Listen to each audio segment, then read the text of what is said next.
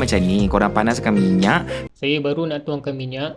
Minyak tu guna lebih sikit baru sedap lah. Banyak macam ni okey tak bang? Ke nak lebih lagi? Dia masukkan 1 biji bawang merah saiz besar, 2 inci halia dengan 4 ulas bawang putih. Masukkan bawang merah, halia, lepas tu bawang putih. Korang tumis sekejap sampai bawang tu garing sikit. Alright bang, dah garing dah bang.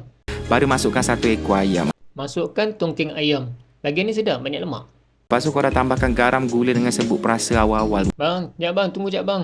Saya nak gaul-gaul ayam ni sekejap. Lepas tu baru boleh masuk garam, gula, perasa. Dan aku masukkan air. Lepas tu masukkan air. Letak banyak sikit baru boleh layan-layan hirup. Lepas tu kita tambahkan ubi kentang. Okey, untuk perencah. Untuk perencah, sabar sekejap bang. Saya baru nak letak kentang.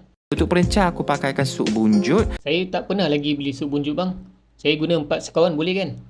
Kita pakai juga perencah sup yang powder ni. Ni perencah saya bang. Hadapi wajah baharu. Boleh beli kat Speedmart.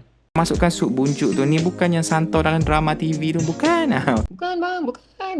Tu semua chicken bang. Lepas tu kita tambahkan 4 sudu rempah sup tadi tu, tapi dah campur air sikit lah. Saya masukkan sepaket rempah sup adabi tadi. Lepas tu korang masukkan daun sup, tutup periuk tu. Bang, sabar bang. Saya nak sebatikan dulu rempah ni.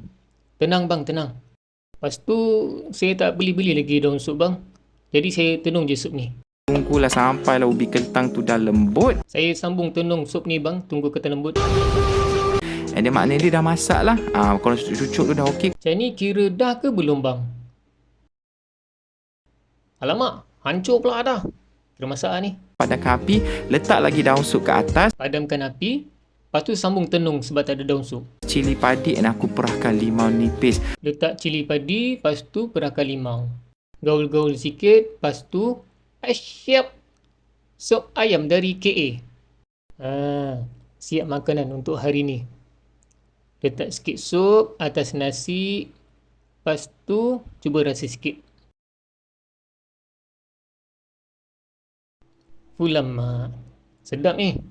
Ni kalau ada sup bunjut dengan daun sup, lagi sedap ni. Dia punya pekat lebih dari biasa. Berlemak. Terbaik bang. Okey, tu je guys. Jumpa lagi.